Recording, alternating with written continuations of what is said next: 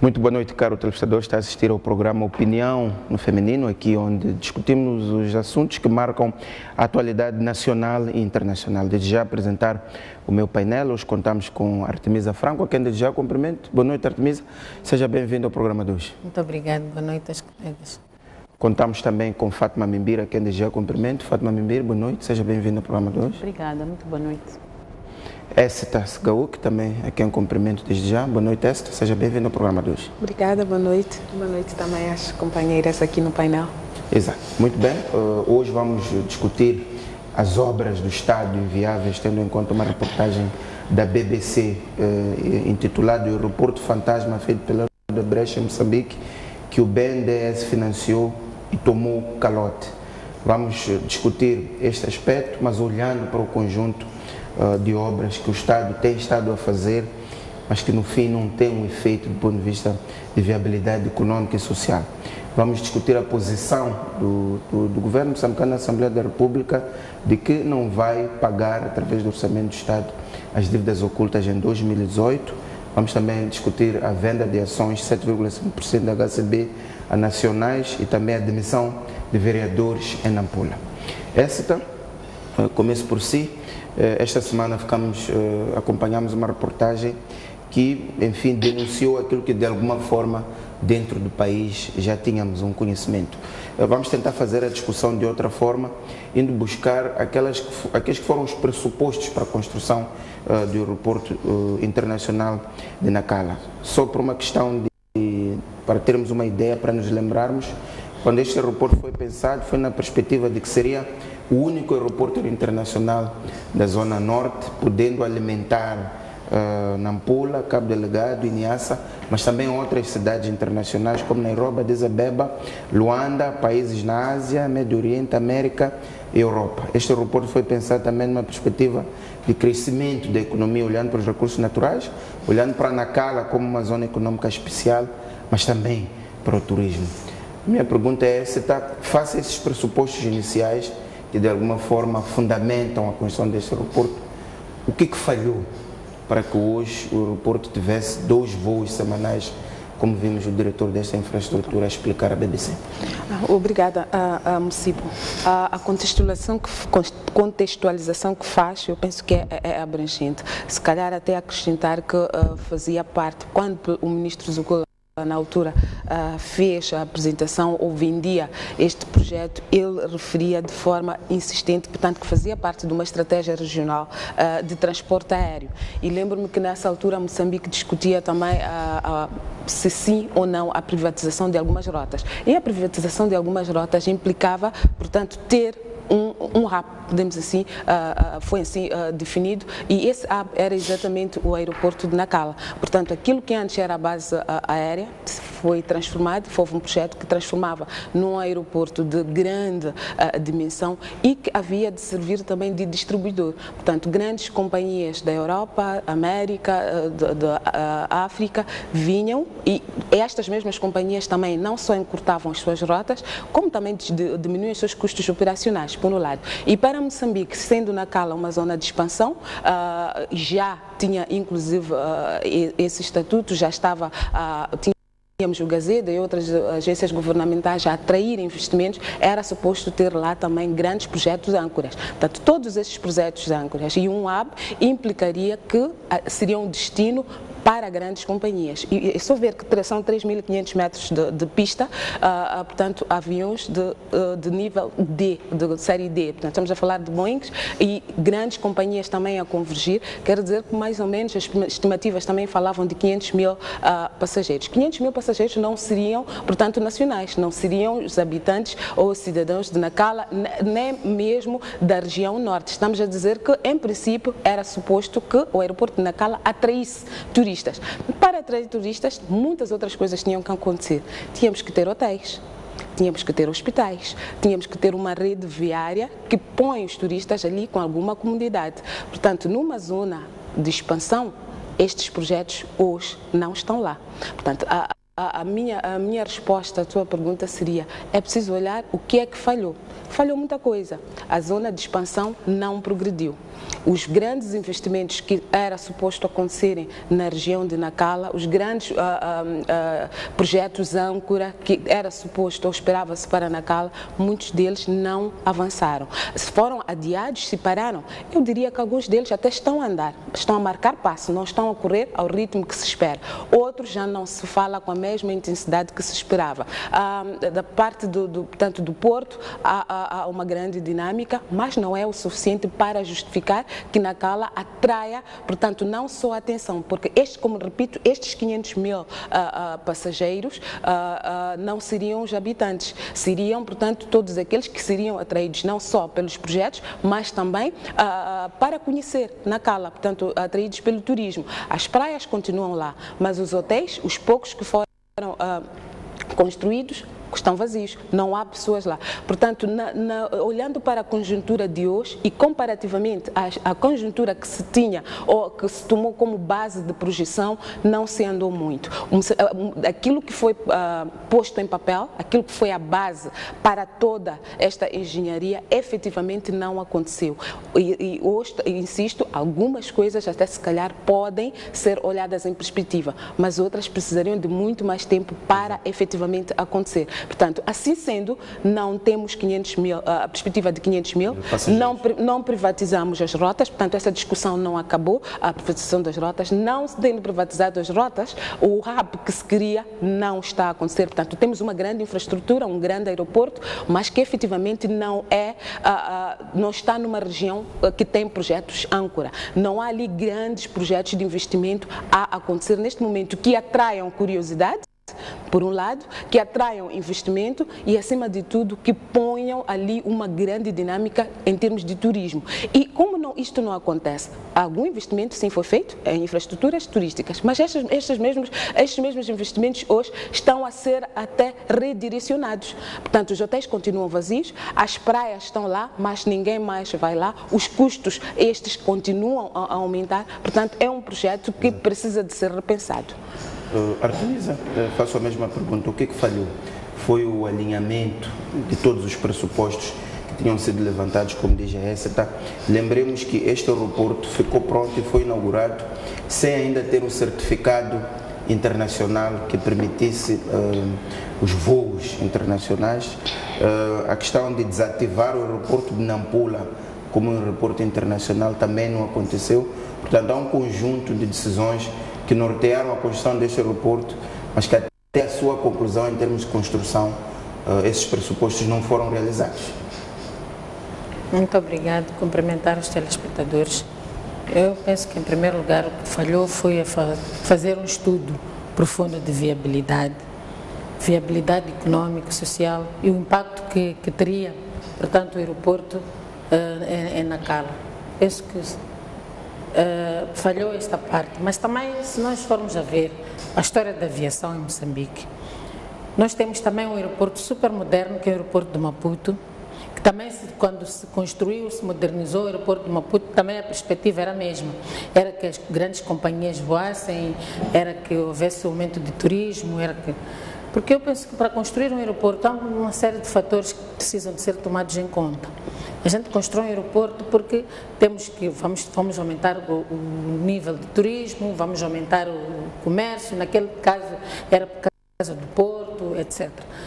As condições turísticas não foram, quer dizer, a viabilidade, estudo de viabilidade turística não foi criado, até porque não é uma zona tão turística. Não é aquela zona que tem aquelas praias paradisíacas, não tem. É mais uma zona de negócios. Mas é mais uma zona de negócios. Aquela praia são praias muito sujas, poluídas. E eu não percebi, quer dizer, em termos de turismo, não há turismo, de facto. Ali é uma zona comercial, uma zona... E sempre foi, mesmo no tempo colonial. O porto de Nacala foi sempre um porto de negócios, nunca foi... Então, não sei o que fez com que, de facto, houvesse isso. O que pode ter acontecido, na verdade, é porque havia dinheiro, precisava de se usar aquele dinheiro. Que tinha que se lavar aquele dinheiro para algumas pessoas poderem se beneficiar. Só posso concordar que seja isso. E também acho que é sempre assim, quando há grandes projetos, já aquela precipitação, aquele boom. Aconteceu a mesma coisa em Tete. Quando surgiu o carvão, todo mundo queria construir, construíram-se grandes hotéis, agora está tudo às moscas. Porque, para já, Tete é uma zona muito quente, não tem muitos atrativos, mas como havia o carvão e o governo também incentivou as pessoas, o setor privado a construir, eu conheço muita gente que está falida porque foram construir grandes hotéis, lavandarias, coisas, agora estão em desuso, porque aquelas empresas, a partir do momento em que o Anadarko construiu o acampamento, acabou, o negócio acabou, porque havia muita gente até fazia negócio porque arrendavam as suas próprias casas e não sei o quê, depois começaram a construir hotéis que eram ocupados, construíram um acampamento, todos os seus técnicos ficaram no acampamento, o negócio acabou. Então, eu penso que o Estado também não pode incentivar esse tipo de coisa. Há de ser a mesma coisa que já estão a falar de aeroporto no Xai-Xai. Vai ser exatamente a mesma coisa. Xai-Xai o que é que tem de atrativo? Até porque, em termos de praias aqui no país, as praias estão na província de Inhambane. Xai-Xai tem uma e outra, mas aquelas praias paradisíacas, atrativas e quentes, bonitas, estão em Inhambane. Até se dissessem que vão por causa do turismo, vão construir um aeroporto em Inhambane, até fazia sentido por causa do turismo. Mas mesmo assim, para se construir, a chegar-se ao ponto de se construir um aeroporto, é preciso uma série de outros fatores. Ver se, de facto, justifica. Se não há em Maputo grandes companhias a voar, como é que essas companhias iam saltar tudo isto, este país todo ir parar em Nacala? Honestamente, nós ainda não conseguimos atrair companhias, ainda não conseguimos, como disse a minha colega, privatizar as rotas. Se não privatizas as rotas, como é que é? Está ali o Fastjet, está a passar mal.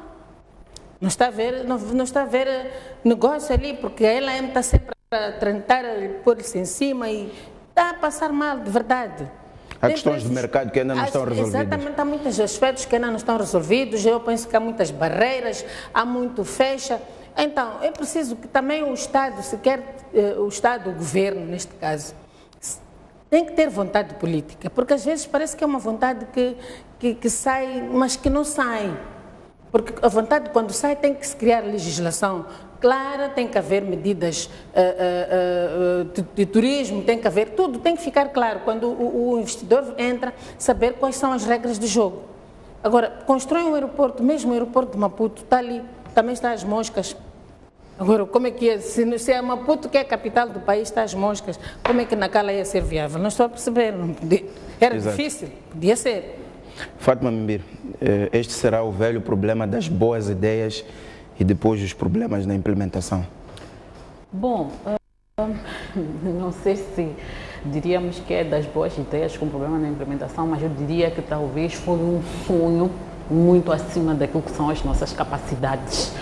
De fato, um aeroporto em Nacala, um aeroporto moderno era necessário, mas talvez não um aeroporto daquela dimensão. Eu penso que é aí onde se calhar começa o problema. Qual é o estudo que nós fizemos de facto? E também me parece que aqui não houve uma leitura muito boa. Se nós formos olhar para a forma como muitos investimentos privados foram sendo feitos nas zonas de exploração mineira, muito particularmente em Tete, porque de repente a Vale entrou, trouxe muitos brasileiros, depois muitos estrangeiros chegaram, precisavam de alojamento, não tínhamos alojamento. As pessoas foram alugando quartos em hotéis, não sei o quê, as pessoas acharam que o melhor negócio seria construir hotéis. Correram, foram construir hotéis e depois outros disseram, bom, vamos construir condomínios, talvez as pessoas vão querer arrendar casas. Acontece, porém, que a empresa vai e constrói seu próprio condomínio ou aluga um condomínio de um privado, não está ainda muito claro. De repente os hotéis já não têm mais clientes, resultados estão hoje voltados à falência. É um pouco esta lógica, portanto, que norteia a situação atual que nós vemos no aeroporto de Nacala e até no próprio aeroporto de Maputo para aquilo que se fez. Portanto, contava-se com uma avalanche muito grande de investidores por causa do gás natural, por causa do carvão, por causa de vários projetos de exploração mineira, mas também por causa da dinamização, portanto, de Nacala como um polo de negócios, digamos assim. Não me parece que seja muito pelo turismo, porque, de facto, a menos que a gente esteja a dizer que vamos aliar o turismo ao negócio, nessa perspectiva assim, porque de facto, se formos a olhar para o turismo, Moçambique ainda não é um país que está no mapa do turismo, vamos lá ser honestos. Se são muito poucos e vão para áreas específicas, áreas específicas são aquele turismo de luxo que é para as ilhas, etc. É lá onde há muito dinheiro de facto, mas não há tanta gente a vir para Moçambique, tipo, para vir fazer turismo. Quando vemos são mais sul-africanos, que vêm mais para aqui, para as praias da Zona Sul, algumas da Zona Norte, mas não é ainda um movimento muito grande como um movimento que se vê, por exemplo, numa África do Sul. Ok? Então, aqui houve contas que foram mal feitas. Nós sonhamos muito acima da média, que de facto era preciso. Mas também me pergunto, estrategicamente, como é que se pensou isso? Por exemplo, hoje nós temos voos diretos de Joanesburgo, por via da SA e outras companhias, para a Tete, para Cabo Delgado, para Nampula, etc, etc. Qual era o pensamento que se tinha em relação a Nacala? Era fazer com que todos os voos internacionais desaguassem em Nacala e depois de Nacala fossem distribuídos, portanto, para as demais províncias. Se era esse o pensamento, então eu acho que aqui houve uma cartada muito mal jogada. Porque se nós estamos a dizer que eles chegam a Nacala, depois de Nacala a distribuição, o custo da ligação. E nós estamos a dizer que em Moçambique viajar de avião ainda não é tradição. As pessoas que viajam de avião, vamos ser honestos, porque é uma viagem a trabalho, são muito poucas pessoas que podem pagar, porque o custo é muito alto, o custo do bilhete. Então aqui houve uma série de fatores que nós não conjugamos, nós não podemos implementar projetos a pensar nos que hão de vir. Nós temos que primeiro implementar projetos a pensar em nós. Quais são as medidas que nós temos? Não é porque as pessoas não precisam subir avião para visitar os seus parentes. Nós temos muitas pessoas que trabalham em Maputo, vivem em Maputo, mas têm parentes em Cabo Delgado, em Niassa, precisam viajar e muitas dessas pessoas o fazem de carro, com todos os riscos que nós todos os dias vemos acontecerem. Portanto, aqui houve uma cartada muito mal julgada, no sentido de pensar grande é bom, mas pensamos grande não no sentido de chegar ao nível ideal. Pensamos grande, chegamos lá, mas sem condições para fazer. Era preciso que olhássemos as condições estruturais que nós temos neste país. Gente, não é muito estranho que nenhuma companhia aérea, até a mais barata que há, quando entra no nosso país, vai à falência. Então temos que refletir o que é que se está a passar. Temos um clube, um campo enorme. Temos desporto aqui em Moçambique, temos de facto, como é que eu diria, temos campeonatos que justifiquem um uso adequado. Tentou-se até fazer espetáculos no estádio Nacional de Zimpeto. Não está a funcionar. Aqui a questão é, vamos sentar e refletir quais são os problemas estruturais que fazem com que nós sejamos um país inviável para tudo. Exato. E Fátima, como já vai ao Estádio Nacional, então passemos já para a pergunta seguinte. Há esta obra em Nacala, que enfim é o tal fantasma feito pelo Odebrecht, como diz a reportagem da BBC, ao Estádio Nacional de Zimpeto, que às vezes acaba um mês sem nenhum evento. Há a ideia da construção do aeroporto de Xai-Xai, a mais ou menos 200 quilómetros de Maputo. Há a discussão sobre a construção da ponte Maputo-Catembe. Se de fato que é necessário, é consensual, mas de fato tem que ter as dimensões e o orçamento que está a custar. A questão de fundo é o que deve orientar o Estado nas suas decisões em relação a obras tão caras como estas, uma vez que o país é pobre, tem outras carências e se calhar estas verbas poderiam ser usadas com maior impacto noutras áreas. Eu acho que devem ser estudos de viabilidade exaustivamente, profissionalmente e isentamente, não sei se esse termo existe, mas quero sublinhar o isento, ok? Elaborados, tem que ser elaborados com isenção. Que me parece aqui que muitas vezes nós acabamos fazendo estudos de viabilidade para dar viabilidade a coisas que não têm viabilidade para agradar o chefe.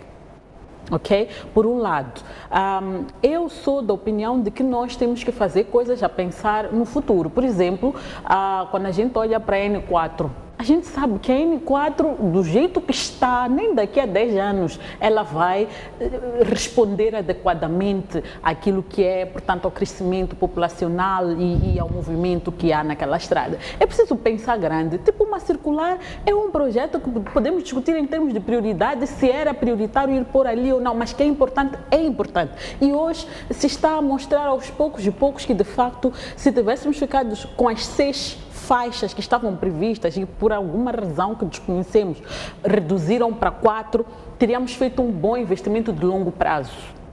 ok? Tendo em conta aquela região do Grande Maputo que está a ser desenvolvida, etc, etc, ok? A estrada Maputo-Catembe, nós estamos a dizer que ela não é importante. Ela é importante, sim. As pessoas vivem na Catembe, temos a Ponta de Ouro, aliás, que é também um polo de turismo. É importante dinamizar. A questão é, de facto, quando nós o fazemos com que bases? O aeroporto, como dissemos, ele é bom fazer, mas será que aquela dimensão toda justifica? Quais são os pressupostos que estiveram na mesa para dizer que, de facto, aquele aeroporto é viável, que vamos ter 500 mil pessoas, não sei se é por ano, por dia, por mês. Qual é esse estudo? Isso, qual é o estudo? Qual é a base para fazer isso? Estamos a basear nos recursos minerais que nós sabemos que são voláteis e é preciso notar que um ano depois das obras terem iniciado, os preços das matérias-primas começaram a cair. E nós conhecemos que a indústria extrativa funciona por ciclos. Portanto, o super ciclo foi embora. Então, os investimentos que nós metemos afundaram. Então, eu penso que aqui o mais importante é fazer estudos de viabilidade profundos, estudos de viabilidade isentos, não estudos de viabilidade para agradar o chefe e para facilitar o rent seeking. Porque muitos desses projetos, vamos ser honestos, eles estiveram dentro de um quadro de rent seeking. Se nós formos a ver a circular tinha sido prevista com 6 faixas, de repente, por alguma razão, são 4 faixas, o que significa que o custo já não é o mesmo custo. Para onde é que foi o remanescente? A estrada Maputo-Catembe teve um pouco o mesmo problema, mesmo o próprio aeroporto de Nacala, há questões à volta de rent seeking que estão aí envolvidos. Então eu penso que nós temos que pensar estrategicamente, e a questão que eu coloco aqui é Moçambique. Quais são os investimentos estruturantes? Quando falamos estruturantes, estamos a dizer os investimentos sine qua non no há desenvolvimento, que nós precisamos de ter, e o que é que isso implica em termos de investimento, e vamos apostar nesse, que vão criar esse efeito multiplicador de dinamizar turismo, dinamizar negócio, dinamizar aeroportos, as pessoas poderem comprar, portanto, passagens aéreas e usarem os aeroportos, como acontece em Joanesburgo, como acontece em São Paulo, como acontece em outros lugares do mundo. É isso que a Fátima está a dizer. Concorda que falta-nos estudos profundos, profissionais e isentos para que o Estado possa meter dinheiro onde exatamente vai haver resultados? Primeiro, deixe-me só comentar sobre o rent seeking. Eu gostaria, se calhar, talvez a Fátima vai nos ajudar a perceber mais em que contexto aqui enquadra-se, não é, o rent seeking. Que eu vejo, por exemplo, algumas destas obras são obras públicas. Posso aceitar que, digamos, que eram 6 faixas previstas, ficaram 4, as outras 2 não sabemos onde estão. Se eventualmente no traçado da estrada, portanto, essas 2 faixas em falta fossem, são terreno de alguém ou de um consórcio e que por qualquer motivo estejam a fazer alguma pressão ou tenham se unido em consórcio para, de alguma forma, inviabilizar que o investimento seja feito diretamente para o Estado e seja feito para estas pessoas. Portanto, percebi que a Fátima, ela própria não sabe o que é que foi feito, se calhar temos mais detalhes de estas 2 faixas estão no terreno de alguém. Portanto, era só para tentar enquadramento daquilo que eu percebo que seja o rent seeking. A outra alternativa, portanto, do rent seeking, que até onde eu conheço, seria talvez uma tentativa de obter alguma renda econômica por via de atividades econômicas. Portanto, manipular algum ganho político, socioeconômico por via de renda. Portanto, neste caso, o que é que teria acontecido? Qual foi a manipulação que eventualmente teria sido feita para que estas 2 faixas ou as eventuais em falta tivessem ficado, e quem que seria ou qual seria este consórcio? Porque o rent seeking é mesmo isso, é um consórcio, é um grupo de pessoas, é alguma autoridade que faz, portanto, sobrepõe-se ao regulador para tirar vantagem. Numa dimensão menor seríamos a tal dita corrupção. Portanto, seria importante esses dados existirem, que nós trouxéssemos aqui até para debatermos casos muito concretos aqui de um eventual rent seeking. Sobre as obras públicas, eu chamaria aqui, eu gosto muito de usar isto, o contexto, o timing, mas acima de tudo eu gosto muito de olhar para o que se passa na região. O Estado Nacional da Machava foi construído numa outra dimensão, num outro contexto, mas eu olho hoje e me pergunto, é viável? É rentável? Não é útil? E não foi construído, vamos lá, por nós aqui. Foram os portugueses, que eu quero acreditar que nós vamos atribuir-lhes toda a sabedoria, todo o conhecimento, fizeram todos os estudos. Está lá. O Estádio Nacional, o Estádio da Machava, sem o financiamento, sem o apoio do ferroviário, dos CFM, não tem manutenção sequer. Mas nós, como país, não precisamos. Portanto, é uma reflexão que eu gostaria que talvez nos ajudasse e chegaríamos àquilo que a Fátima aqui sugeriu. O que é que está por detrás? Hoje temos o Estádio do Zimpeto, de novo, o contexto em que foi construído. Íamos sediar, portanto, os Jogos Africanos. Precisávamos de infraestrutura. Podia ser daquela dimensão, podíamos receber aquele evento só com o Estádio da Machava e provavelmente com o campo de Machaquene e tudo mais, ou não. Portanto, são questões que eu, mais do que dar respostas, se calhar convidaria à reflexão. E podia recuar mais. Não construímos mais nenhum estádio. Não temos o Estádio de Zimpeto. Ficamos com o campo de Machaquene. O campo de Machaquene, o pavilhão de Machaquene, o pavilhão do desportivo, sem, portanto, o apoio da LAM, dos aeroportos, são viáveis? O que é que os torna inviáveis? Se não são inviáveis, precisamos ou não precisamos de estádios? Precisamos ou não precisamos daqueles pavilhões? Portanto, são questões que eu acho que vão nos ajudar a encontrar o verdadeiro problema. Eu posso olhar também para o Brasil, que se calhar a empresa aqui, o país da Odebrecht, não é? Que construiu o aeroporto de Nacala. Tem um grande debate também sobre estádios. O Brasil construiu muitos estádios, portanto, para sediar a Copa do Mundo. São viáveis? São ou não são elefantes brancos?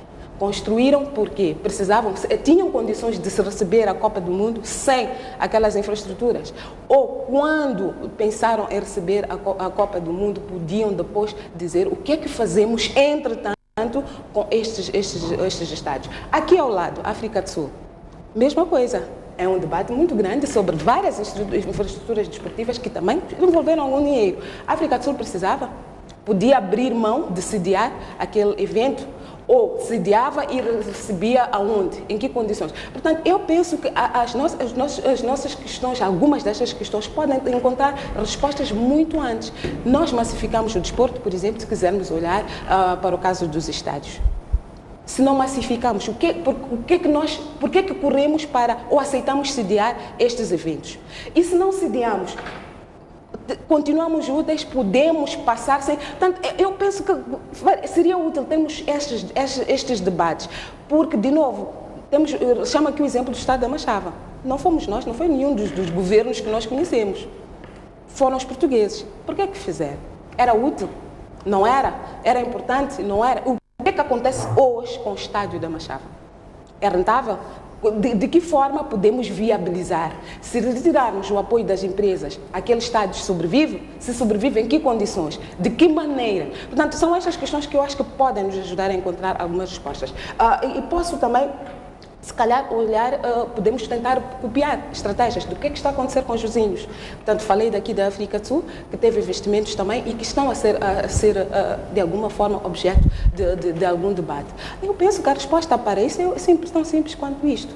É que nós, se calhar, ainda temos problemas elementares. Temos aquilo que nós chamaríamos de prioridades primárias, não é? Que em algum momento confrontamos-nos com este tipo de investimentos e em algum momento dizemos: não temos escolas, se calhar, não temos casas, mas temos ali um estádio, numa quarta-feira. Obviamente que, se calhar, esse estádio de quarta-feira não teria ali ninguém. Mas o que é que acontece quando temos um evento desportivo? A ideia de usar o estádio até para concertos musicais, se calhar, não me agrada muito. Mas é para aquilo que realmente foi destinado e foi concebido. Acontece ou não? Um país precisa ou não daquele tipo de infraestrutura? Portanto, esta seria a minha contribuição para a relação aos estádios. Em relação ao aeroporto de Xai-Xai, de novo, eu gosto de chamar a colação o contexto e olhar, projetar aquilo que eu faria hoje, olhando para o futuro. Hoje por hoje, eu me perguntaria, e mesmo assim atendendo que o aeroporto de Xai-Xai já foi várias vezes, incluso até nas nossas contas sociais. Metiam e tiravam, metiam e tiravam. É um pedido que foi feito pela população e é feito de forma reiterada. Sei também que até foi uma promessa eleitoral. Foi ciclicamente ali pedido, foi prometido e foi retirado. Nas condições em que eu me encontro hoje, eu, Écita, planearia um aeroporto em Xaixai? Se sim, para oferecer o quê? O que eu havia de dizer que seria contrapartida para atrair eventuais negócios, investimentos e, acima de tudo, passageiros? Porque a população de Gaza toda, não estou a falar só de Xaixai, não seria suficiente para pôr ali um aeroporto. O que eu faria, o que eu venderia para atrair pessoas de outras províncias de Moçambique, de outros cantos de África e do mundo, para Xaixai, para dali poderem ser transportados, para dali poderem convergir ou divergir. Portanto, neste momento eu teria muitas dificuldades de oferecer. Daí que hoje, neste momento, eu arriscaria, não investiria num aeroporto no Xaixai. No contexto de hoje, como disse, provavelmente eu teria que fazer este mesmo exercício, esta mesma reflexão, olhando o contexto em que estas despesas, estes grandes investimentos são feitos. No contexto do estádio do desempenho, provavelmente eu encontraria ali alguma receita. Poderia discutir os custos, poderia discutir, vamos lá, o tamanho, se calhar até a localização, mas no contexto em que aquele investimento foi feito, e eu penso que foi razoável. Exato. Artemisa, qual é a sua posição, considerando as propostas de reflexão que a ESTA coloca em cima da mesa, na ideia de que nem tudo que o Estado faz tem que ter viabilidade econômica, de outra forma não aconteceria. Levanta o exemplo da massificação do desporto, a construção de infraestruturas desportivas, o exemplo do estádio da Machava e o Estádio Nacional do Zimpeto. Como é que acha que o Estado tem que gerir do ponto de vista orçamental, do ponto de vista de prioridades, estas grandes infraestruturas? Faz ou não faz? A viabilidade não é só econômica.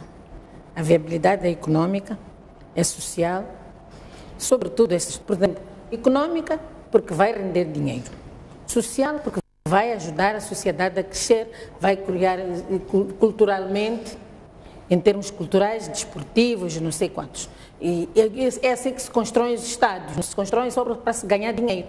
Porque um povo não vive só o Estado não é uma coisa que não é uma estrutura que tem que só pensar em ganhar dinheiro, mas tem que pensar em servir o seu povo. Então as viabilidades têm que ser feitas desses todos os pontos de vista. E outra coisa, é preciso eu acho que as viabilidades em Moçambique fazem-se emocionalmente. Fazem-se emocionalmente porque não têm muitas vezes em conta estes vários fatores. A quem é que o aeroporto vai servir? A quem é que o estádio vai servir? Esta população, qual é o nível de desporto que temos? Qual é o nível de turismo? Este turismo em Moçambique, do jeito que está, não é turismo. Vai ver agora que estamos a vir em dezembro, há de ver a fronteira de Ressano Garcia. Para entrar é preciso ficar 7, 8, 10 horas. Mas quem é o turista que entra na fronteira? O turista sul-africano que vem com o seu trailer, traz o seu barco, a sua geleira, o seu fogão, o seu carvão, absolutamente tudo. O que é que ele deixa no país? Lixo. Outra coisa, os pagamentos daqueles hotéis, todas aquelas instâncias turísticas em Nhambane, não sei quantos, não são feitos aqui em Moçambique. Quem é que ganha desses pagamentos? Eles fazem na África do Sul, vêm aqui, já está tudo pago, absolutamente. E mais, há instâncias turísticas em Nhambane que só abrem ou em dezembro ou na Páscoa.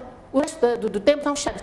As reservas são feitas na África do Sul ou não sei onde, não sei, online, essas coisas, todos os pagamentos. Quando eles vêm já fizeram tudo, já pagaram, já fizeram tudo. Moçambique ganha o quê? Para mim é uma coisa que é um enigma muito grande. O que é que está a acontecer com o nosso turismo? Agora é verdade que os nacionais também já querem fazer turismo, mas turismo em Moçambique para os nacionais é muito caro, absolutamente caro. Outros países, mesmo os nossos países vizinhos, porque que é muito, eu te digo porque que é muito caro. Veja nos feriados, há avalanche de pessoas que saem daqui de Maputo e vão a Nelspruit, vão não sei o que, porque é mais barato ir a Nelspruit e ficar num bom hotel, comer uma boa comida e descansar, do que ir a uma praia que é em Nhambane. Primeiro o combustível é muito caro e depois tu não consegues arranjar um espaço que te possa... Quer dizer, não é absolutamente coisa. Eu acho que por que se faz essas construções assim a correr? São questões políticas. São questões políticas, porque o dirigente que está na altura, que está na moda na altura, portanto no dia, decide que tem que se fazer. Isso faz. Também por quê? Porque para se ressarcir. A minha colega Fátima estava a tentar encontrar uma expressão de razoabilidade, nem sei, já não me lembro qual a expressão que ela usava, mas era para dizer que se fazem essas obras a correr para o governo do dia por causa das comissões. Ganham as comissões, fazem tudo a correr em viabilidades que nem são viabilidades, porque um estudo de viabilidade tem que ter muitos fatores. Como eu digo, repito, tem que ter o fator econômico, tem que ter o fator social e político. O fator social é a quem que serve. Ao meu povo, o que é que vai fazer? Vai desenvolver o quê? Vai desenvolver desporto, vai desenvolver cultura, vai dançar macoela, vai fazer não sei o quê naquele estádio. Economicamente, o que é que o Estado, como o Estado, ganha? Mas não há nada disso. Depois fazem aqueles estudos que a gente nem entende, com linguagens que não existem. Tudo isso para sacar o dinheiro, se pagar isso. É o que fizeram da ponte Maputo-Catembe. Aquela coisa já foi pago. Mas outra coisa que também não fazem viabilidade social, os reassentamentos nesses sítios, como é que são feitos? Está a ver? Primeiro eles pensam em construir, por exemplo, Maputo-Catembe. Nem sequer pensaram como é que vão reassentar aquela população que está nas bermas. Estamos aqui a ser atazanados por um simples macacana, que é um mercado. Mas essas coisas, antes de se construir, é isto a viabilidade. Viabilidade são todos esses fatores econômicos, sociais, de ambiente. O meio ambiente se altera, se não vai alterar. Qual é, em termos de população, o que é que essa população vai se ressarcir? Não se faz tudo isso. Estamos aqui atazanados por um simples macacana, exatamente porque não se faz a viabilidade em termos de reassentamento. Quando tu queres construir uma estrada, tens que fazer uma viabilidade de reassentamento. Onde é que tu vais passar por as populações, as infraestruturas que existem ao longo do sítio onde tu vais construir a estrada? Não se faz isso. Primeiro se pensa em tudo, o dinheiro é desembolsado, se põe nos bolsos, nos bancos, depois é que dizem, ok, agora a estrada tem que passar daqui. Como é que eu tiro aquelas 50 famílias que estão ali? E entram sempre em conflito. Então, eu penso que é preciso começarmos a pensar em coisas. Mas isso é uma característica dos africanos. No Quênia também tem um problema sério. Quando o Obama entrou no poder, no Quênia construíram o aeroporto de Kisumu, é um distrito lá do Quênia. Por quê? Porque disseram que, bom, como os pais do Obama são originalmente de Kisumu, ele há de vir sempre visitar e há de ter o Quênia vai ter uma mais-valia, vai ter construíram um aeroporto monstro, absolutamente monstro, em Kisumu. Obama nunca foi ao aeroporto, nunca pisou, nunca se não sabe. Mas eu acho que este é um pensamento africano. Exatamente.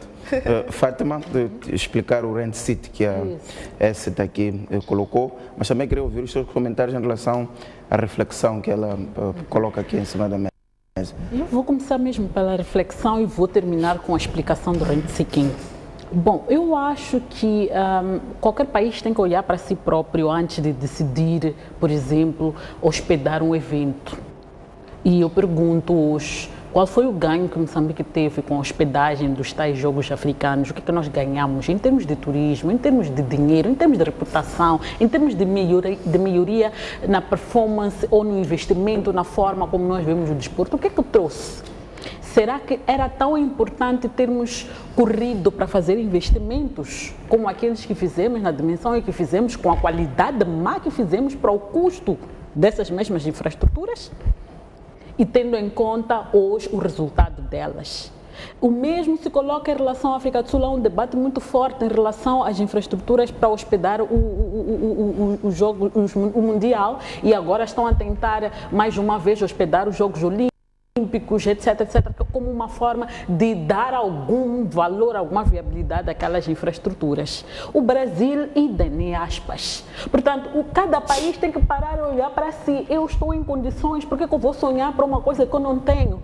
E quando a gente fala de país, a gente também tem que falar um pouco, olhar para nós próprios. A gente vai construir uma mansão quando sabe que não tem condições de pagar sequer o condomínio no bairro onde construiu a mansão. Estamos a contar que daqui a 10 anos há de vir, por causa do dinheiro do gás, o governo moçambicano vai decidir distribuir pelos moçambicanos $1000 por mês, então eu vou estar à altura daqui a 20 anos para pagar a casa. Não é assim que se faz planificação. Portanto, não é este o pensamento, é olhar viabilidade a longo, médio, a curto, longo e médio prazo, fazer todas as ponderações que são necessárias. Nós estamos a dizer que não é necessário fazer investimentos, é necessário fazer, mas a questão é, são investimentos estruturantes. Aqui eu quero sublinhar o termo estruturante, porque o estruturante significa investimento que vai criar dinâmica na economia e dinamizar outros setores. Portanto, estamos a dizer que no dia que nós fizemos os investimentos que são necessários, por exemplo, para viabilizar a nossa agricultura, por exemplo, ok? E depois a renda depois isso resultar numa dinâmica na economia, o poder de compra das pessoas crescer, as pessoas começarem a pagar o bilhete de avião. É isto que nós estamos a dizer. Ok? Então, essa é uma discussão de facto muito importante. Não vale a pena nos compararmos com outros países, porque isso acontece na África do Sul, porque isso acontece no Brasil. É preciso compreender porque que o Brasil correu para ir hospedar os Jogos Olímpicos quando não tinha condições e hoje está a sofrer porque também teve que retirar investimento de alguns setores. Por que a África do Sul o fez? E por que nós, como Moçambique, o fizemos? O que ganhamos com isso? E a questão agora é, ok, o erro está feito, qual é o passo a seguir? Aqui é voltar a sentar. O que é que nós precisamos fazer para que o nosso país seja viável? Quais são os investimentos que temos que fazer nesse sentido? Agora, em relação ao rent seeking. O rent seeking é uma prática, portanto, que é feita por um grupo de pessoas que usa de argumentos bastante aliciantes, tipo promover desenvolvimento social, desenvolvimento econômico, para no final tirar benefícios próprios. Nós estamos a dizer que o governo foi lá, o senhor Guebuza e a sua cúpula, foram lá ao Brasil, sentaram com os brasileiros, porque há um aeroporto em Maputo, temos gás, não sei o que, combinaram tudo, vamos meter não sei quantos milhões de dólares e por baixo estão aí as propinas que nós estamos a ver. Acho que estamos todos a acompanhar o problema das propinas ligadas a este investimento, é um deles. Posso sair deste caso e ir para o caso das Gematuns, um claro e clássico exemplo de rent seeking. Temos problemas de segurança, de defesa e segurança, é verdade, precisamos resolvê-los, mas o que é que fizemos? Criamos uns projetos e no final, onde está o dinheiro, onde estão os investimentos? Temos ali, está no outro elefante branco, são aqueles navios todos que temos aquelas embarcações que estão ali a apodrecer. E isso é parte, portanto, eu sublinho e reitero, este pensamento, o pensamento de desenvolvimento é bom. Ok, nós estamos a negar isso. A pessoa que pensou as infraestruturas pensou bem. O ponto é, pensou no interesse nacional ou no interesse próprio? E hoje estão aí os escândalos que nos estão a perseguir. Então, rent seeking não tem a ver com só criar empresas. É criar empresas, mas é também criar projetos para garantir que há comissões, 5%, 10%, etc. É também por aí, e sob a capa ou disfarçado em projetos de desenvolvimento. Portanto, eu reitero que há evidências nesse sentido. Pode reagir? Sim, de fato, eu continuo a não perceber, porque... O que eu ouvi da Fátima falava aqui das faixas e citou o rent seeking. Sim. Então, eu percebia, e ela deixou uma questão, portanto, para a reflexão, que por acaso interessou-me, que estavam previstas 6 faixas, ficaram 4, não é? Por isso que eu sugeri e disse, o ideal aqui, se calhar, era trazermos fatos muito concretos. As 2 faixas em falta estão num terreno, por exemplo, do Estado, ou de um privado. Construíram-se infraestruturas sociais ou não? Isto é que seria um rent seeking. Porque o que é que eu entendo por rent seeking? Seriam grupos de pressão, não é? A substituírem-se ao regulador. Um exemplo clássico, se calhar eu poderia dar aqui, teríamos, vamos lá, empresas que vendem automóveis. Vamos supor que todas estas empresas unem-se, todas elas, e dizem, vamos impedir a entrada de carros de segunda mão, ou a entrada de um novo agente, de uma nova marca, não é? E eles fazem uma pressão para que o governo aprove um dispositivo, percebe? Então, há aqui uma lei que é criada, portanto, há um grupo de pressão, um consórcio, um grupo de empresas, um grupo social, como quisermos, que faz uma pressão para que o governo aprove uma norma que proteja este negócio, não é? E impeça portanto, a entrada de novos agentes. No caso da portagem, e como disse, não estou a contestar, não estou a negar, não estou a aceitar, queria perceber melhor, porque eu sinto que muitas das vezes nós fazemos discussão, se calhar até chamamos, e foi dito até aqui pela minha colega também, que chamamos aqui, pomos nesses estudos nomes muito bonitos, nomes científicos, depois vamos lá ver o que é que isto significa, porque efetivamente, se o Estado contratou uma empreitada, neste caso a circular, o projeto circular, a um preço com 6 faixas. E depois desapareceram 2 faixas e está claro aqui que houve um rent seeking. Estamos a dizer que há um grupo, há pessoas, há uma sociedade, o que quer que seja, que usou este mesmo Estado para regular e ficar com os dividendos. Eu acho que estes casos têm que ser denunciados. Temos que falar sobre eles, que é para podermos perceber. Agora, podemos também concordar que pode ter acontecido tudo aqui, mas não é rent seeking. Este também pode ser um outro ponto. Portanto, esta que era, era a minha questão quando trouxe. Sobre se as obras são ou não são, de novo, pedi aqui mesmo e trouxe para a reflexão. E trouxe estes casos, como disse, e do caso de Moçambique até trouxe uma obra anterior, que é o Estádio da Machava.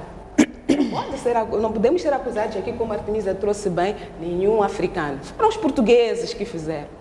Era ou não era? E nessa altura, até digo mais, tínhamos muito poucos nós moçambicanos acesso àquele estádio. Muitos de nós vivíamos de lá longe, lá tirados. Então, em termos sociais, acedíamos nós ao Estádio da Machava para fazer o quê? Em termos culturais, íamos ao Estádio da Machava fazer o quê? Em termos políticos, íamos ao Estádio da Machava fazer o quê? Havia desporto nessa altura, era aberto para nós, como moçambicanos. O que é que aconteceu? E depois, o que é que está a ser feito daquele empreendimento? De novo, sugiro aqui uma reflexão, para que não tenhamos conclusões que depois vão nos levar de forma errônea para definirmos estes próximos investimentos. Porque é importante, eu considero que tudo que está a ser dito aqui, concordo e tenho estado a acompanhar e digo muito bem. Muito dinheiro público foi aqui investido, foi alocado para estas obras. Concordamos que não são necessárias? Ou podemos concordar que não, até podem ser úteis, podem ser necessárias, mas discutimos aqui o tamanho, por exemplo. Eventualmente, no caso do aeroporto do Xai-Xai, podemos dizer, mas Xai-Xai precisa. Podemos concordar que até precisamos de um aeroporto numa outra portanto, província ou no outro. Portanto, são estas reflexões que eu considero que neste momento que nós temos a oportunidade de pensar, temos a oportunidade de dizer, se calhar é hora de os nossos estudos de viabilidade, a definição das nossas prioridades sejam feitas de outra maneira. Ou podemos também concordar que há algumas obras de alguma dimensão que definitivamente não são importantes. A Fátima falou, por exemplo, da circular.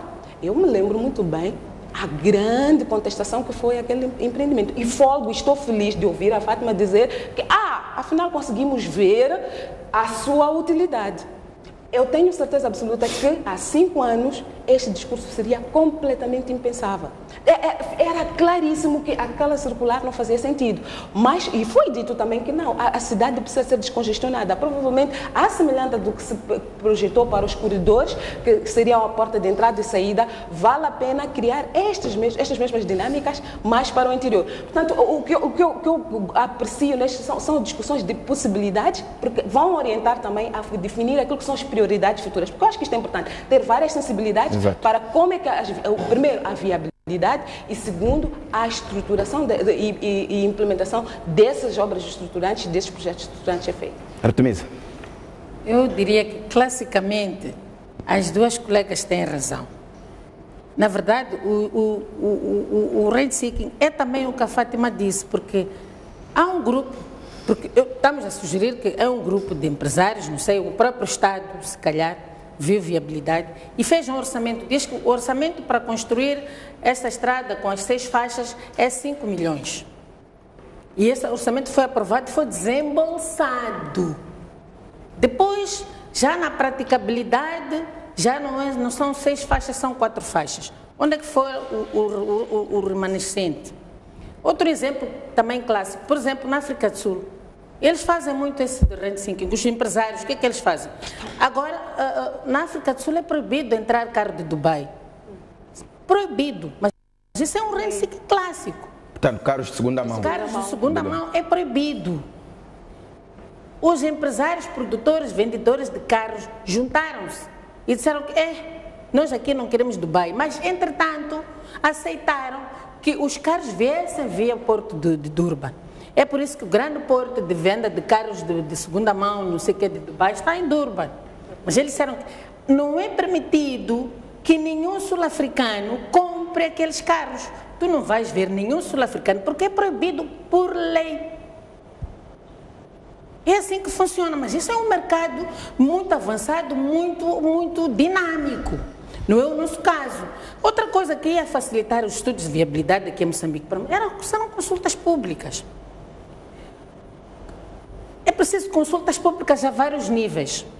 A nível das pessoas residentes, onde vai passar a estrada, por exemplo, a nível dos empresários, a nível dos políticos, portanto no Parlamento, para dizer qual é a viabilidade da estrada, quanto é que a estrada vai custar ao Estado, se o Estado desembolsa aquele dinheiro, vale a pena neste momento construirmos aquela estrada. Se pegássemos naquele dinheiro, por exemplo, construir-se o dinheiro e construirmos 4 hospitais, o que é que se ganha em construir 4 hospitais? O que é que se ganha em construir uma estrada ou escolas? Então, é esta dinâmica que tem que ter.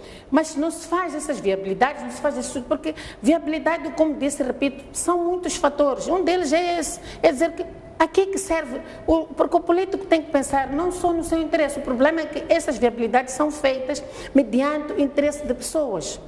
Mas não pode ser, tem que ser o interesse popular. A quem é que serve, em primeiro lugar? Circular é viável?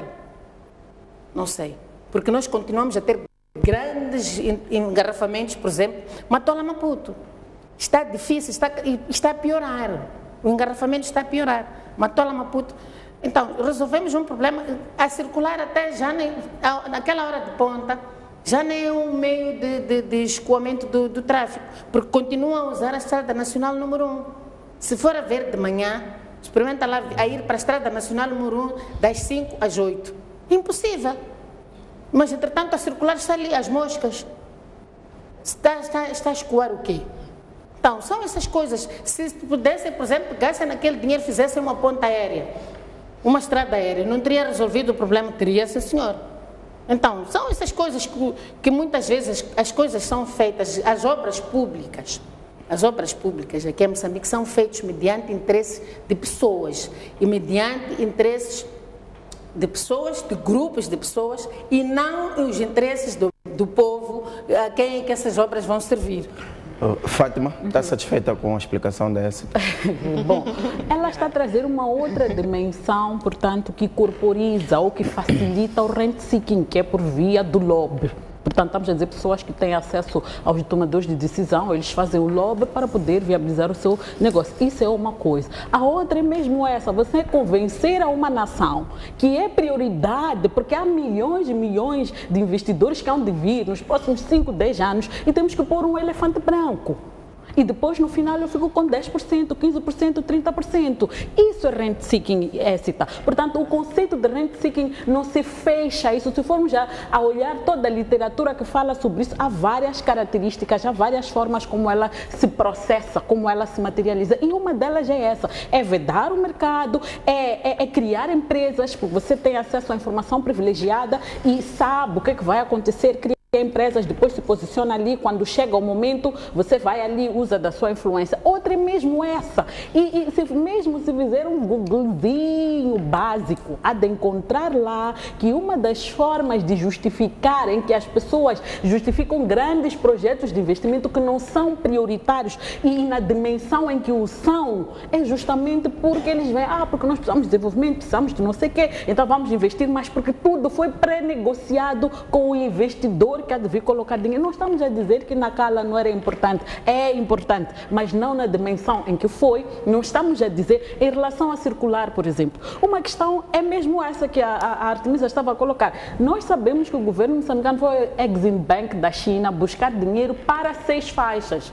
No meio do percurso, por que cargas de água? Ninguém nos disse, de repente temos 2 faixas. E quando começamos a procurar o dinheiro para essas 2 faixas, já temos problemas para fechar o projeto.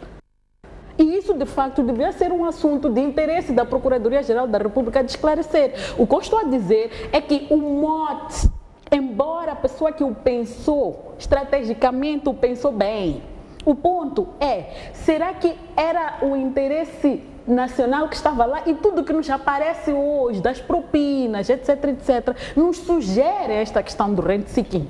E nós sabemos como é que funcionam os grandes investimentos. Os grandes investimentos não acordam e vêm para o teu país porque têm simpatia contigo, né? Vamos ser honestos em relação a isso. Muito bem, estamos com tempo limitado, fizemos maior parte, quase 50 minutos, a discutir esta questão das obras públicas do Estado inviáveis.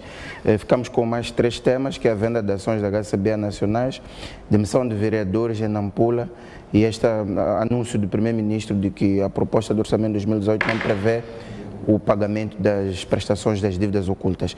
Como já não temos tempo, vamos ficar só com o tema da venda de ações da HCB nacionais e passamos os outros 2 temas para a próxima semana.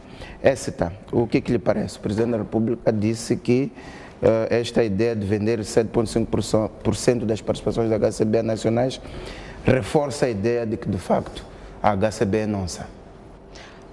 Eu concordo.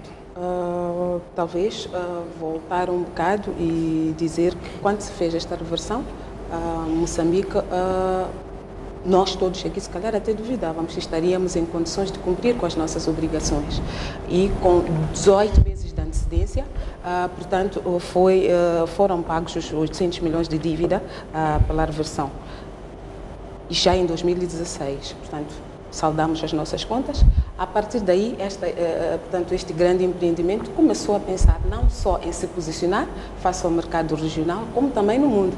Alguns investimentos foram tornados públicos, desde a modernização, a própria subestação que precisava de uma outra roupagem para poder produzir e vender energia de melhor e maior qualidade e, obviamente, quando se chega a uma situação destas, a empresa precisa de se posicionar.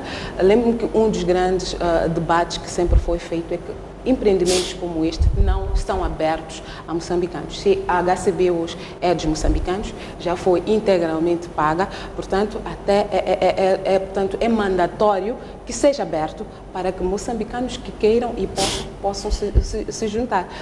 Portanto, o anúncio que foi feito de que há de haver, portanto, venda, portanto, uma venda de ações, venda pública de ações. Através da Bolsa de Valores de Moçambique. Bolsa de Valores é muito bem-vinda. Já se sabe também que serão 7,5. O que temos que fazer agora é aguardar, portanto, que a Bolsa nos dê os mecanismos de operacionalização.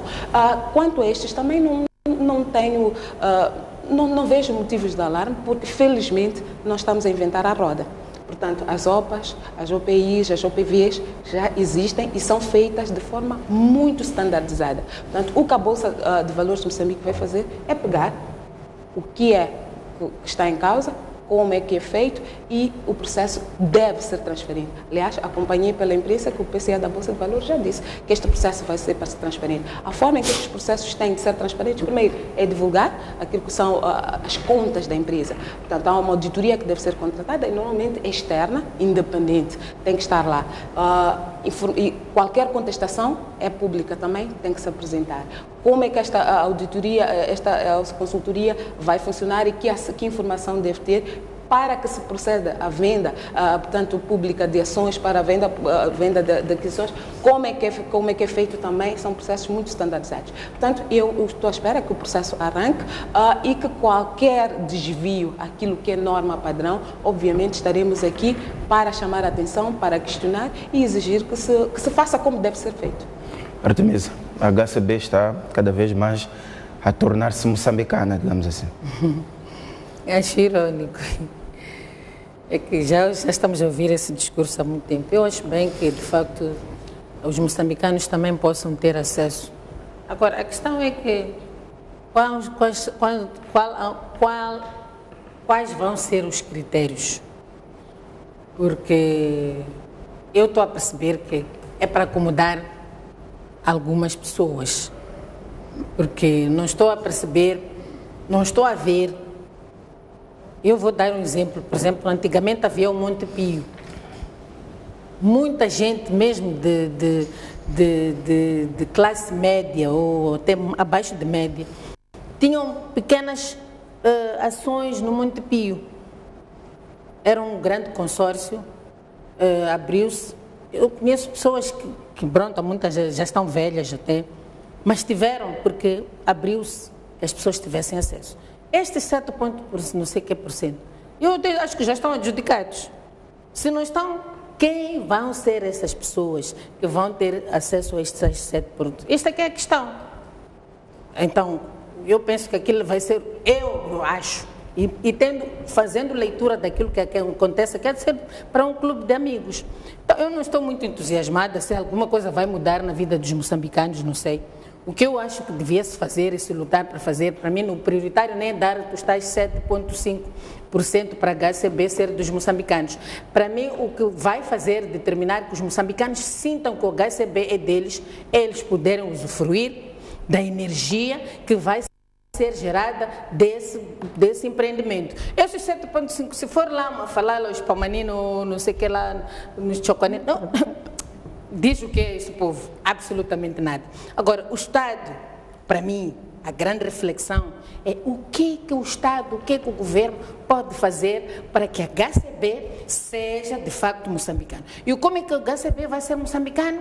Gerando energia boa, de boa qualidade, barata e dando acesso a essa energia ao seu povo. Acabou. Exato. Fátima, partilha não está tão entusiasmada tanto quanto a Artemisa? Não, realmente não estou tão entusiasmada, até porque eu tenho muitas questões em relação a isso. Ok, nós acabamos de ter a HCB revertida a nosso favor, obviamente que há os 7,5% que pertencem ainda aos portugueses, que eu acho que é essa parte que talvez deveria ser posta em bolsa para os moçambicanos comprarem, para que a empresa seja de facto 100% moçambicana. Eu entendo que uma empresa, quando ela, da dimensão da HCB, que se reverta a favor do Estado, eu não vejo a razão de por que temos que ter algumas pessoas a serem parte da empresa. Ela já é nossa, como moçambicanos, de direito. O que ela tem que fazer é continuar a ser rentável, gerar receitas e melhorar o seu performance através da qualidade de energia, da disponibilidade de energia para os moçambicanos sentirem que de fato a empresa é nossa. E eu pergunto, qual é a razão por que nós estamos a vender 7,5% de uma empresa tão estruturante, uma empresa tão estratégica? Para mim é impensável que uma empresa estratégica tenha que ser vendida a privados. Eu entendo que a preocupação que se tem de que não há nacionais, há grandes investidores, etc, etc. Eu penso que nós temos que relativizar um pouco isso, ok? Nós temos um setor que está a despoletar aí, que é o setor extrativo, ok? O governo garantiu que a empresa tem que ter, o governo negociou que pelo menos 10% ali daquelas empresas tem que ser garantidos a nacionais, eles vão pôr em bolsa de valores. Tudo bem, o façam. Agora vão vender a nossa empresa para nacionais. Quais nacionais? A empresa já não é nossa como moçambicanos, todos nós. Por que criar ainda outros donos entre os donos? Não sei se percebe o ponto que eu estou a colocar. Nós estamos a criar elites dentro de algo que é de benefício comum. Eu não acho que seja correto. Há momentos em que podemos discutir isso, por exemplo, uma situação de uma empresa que está falida, que precisa ser recapitalizada e a forma de recapitalizar é pôr os moçambicanos a investirem, serem investidores. Uma empresa como a HCB não me parece que esteja a precisar de recapitalização, a menos que o Estado moçambicano nos venha a dizer que, de facto, a HCB, apesar de já termos pago toda a dívida, como a ESTA acaba de comprovar agora, e a empresa não está a funcionar bem e precisa ser salva, e os moçambicanos, mais do que ninguém, são a pessoa certa para o salvar. E depois, acho que é a questão do timing. Gente, a gente vai vender hoje, os valores na Bolsa de Valores podem variar 300 meticais, 1000 meticais, 800, não sei qual é o portfólio que vai ser colocado, mas gente, este aqui não é um momento em que as pessoas têm dinheiro, se nós queremos um processo massivo. E depois a questão da Bolsa de Valores, de como é que funciona uma Bolsa de Valores, não é uma coisa que nós como moçambicanos normais, quantos de nós aqui que estamos, sabe como é que funciona uma Bolsa, como é que se aplica para comprar ações numa Bolsa de Valores? Eu penso que é precipitado avançar para a venda de uma parte de uma empresa que já suamos tanto para pagar e pagamos em pouco tempo. Temos que usufruir dela como um bem comum, sem que haja os mais donos que os donos comuns. Exato. Essa está 2 minutos mesmo. Nós também queremos 2 minutos. Energia para todos. De novo, eu acho que aqui é uma questão de conceitos. Estamos aqui, se calhar temos que voltar e dizer o que é isto de oferta pública inicial e quando é que acontece. Primeiro, vou convidar, se calhar, as minhas parceiras a lerem. É de lei. está muito bem claro que quando é uma concessão, que é o caso da HCB, porque tens uma parte de capital de um privado, é preciso que se façam ofertas. E estas ofertas têm que ser abertas. O que é que significa que uma empresa é de capital aberto? Primeiro, tu vais aceder a mercados de capitais e vais poder financiar projetos de investimento. A HCB anunciou projetos. Ela própria diz que eu preciso de ter acesso a capitais para poder financiar estes investimentos. A Artemisa disse aqui que queremos ter garantia de que a energia chega para todos e com qualidade. Muito bem, como é que essa energia chega? É só acender imprimir o interruptor? Não, então, é preciso investir. Mas o Estado tem que investir. O Estado tem que investir. Um minuto, deixa-me terminar. Onde é que e está o papel do Estado aí? estes investimentos estão a ser ditos que, ok, nós queremos fazer. E a HCB anunciou estes investimentos. 3 deles eu ouvi claramente. Quer monetizar processos de gestão. Quer adotar processos de auditoria internos e transparentes, quer fazer uma gestão integrada de recursos humanos e anunciou investimentos de 500 milhões de euros na sua subestação de Songo. O Estado vai poder entrar com 500 milhões de euros. Eu posso arriscar dizer que não. Sim. E deixe-me terminar.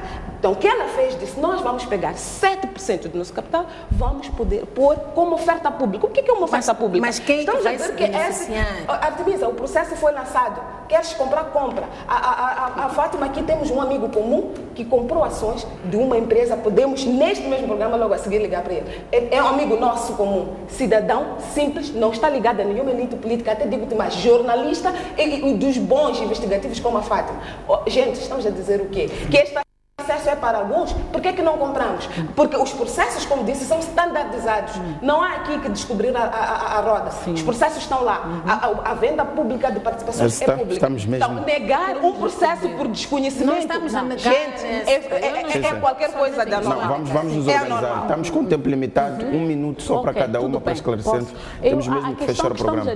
Que eu estou a discutir em concreto, que eu até quero marginalizar o fato de ser em bolsa ou não ser em bolsa. A questão de fundo que eu estou a colocar é por que nós temos que vender parte da HCB? E se o Estado vai colocar ou não vai colocar os 500 milhões, é uma questão de prioridade. Mais uma vez, se nós conseguimos ir buscar 2 bilhões para aldrabices, por que não vamos conseguir buscar 500 milhões para um projeto que vai dar retorno para o Estado moçambicano? Mais uma vez, aqui é uma questão de prioridade. Portanto, não estamos a discutir aqui se é transparente ou não vai ser transparente a questão da Bolsa de Valores? Swift, sim, mas o ponto, deixa-me concluir. O ponto em relação à Bolsa, é preciso reconhecermos que a questão da Bolsa de Valores não é uma tradição. Ok? É um jornalista investigativo, disse muito bem. Significa que ele está acima de uma fasquia de moçambicanos. Então vamos ser honestos em relação a isso. Há muito pouco conhecimento sobre como funciona uma bolsa. Exato. Isso não é de ignorar. Ok? Há regras que estão na lei, mas a questão não é esta. A questão é por que temos que vender 7,5% da HCB agora que ela é nossa, 100% e já pagamos. Artemisa, essa vamos deixar a Artemisa. A questão não é Fátima, é essa. Vamos deixar a Artemisa concluir. O que temos que fazer para uma empresa estruturante e estratégica já está clara a sua ideia. Artemisa, mesmo para fechar. Sim, mas pronto. Para mim o ponto principal é isto. A HCB é nossa. Quer se vender. Mais uma vez voltamos à viabilidade.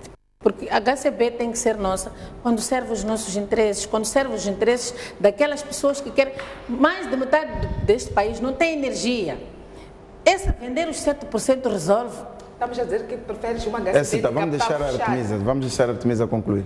Eu estou a dizer, eu não estou a discutir fechado ou aberto, eu só estou a dizer que a HCB... É isso que vem da Écita, por favor, deixa que eu falo. Eu também lhe deixo falar. O que eu estou a dizer é que a HCB tem que ser nossa quando reflete os nossos interesses, em linguagem popular, porque essas coisas estamos a discutir muito alto nível. Vamos deixar aqui as bases, vamos deixar de bolsas, de não sei o quê. A HCB tem que ser nossa quando refletir os interesses populares, quando puder dar energia à população a baixo custo.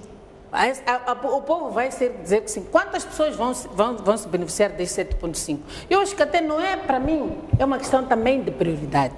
Neste momento, o que é prioridade para a HCB? É vender os 7,5% ou é arranjar investimentos? Da mesma maneira que se constrói um aeroporto de papel branco, também pode-se fazer, investir, pegar nesse dinheiro, canalizar para as coisas úteis. até O Estado, e menino tem que saber que o Estado tem que usar os seus impérios até para investir para o seu povo. Muito obrigado, Artemisa. Muito obrigado a todas vocês. Nosso programa termina mesmo por aqui. Agradecer a vossa presença, Artemisa Franco, Fátima Membiri e esta Sigauk.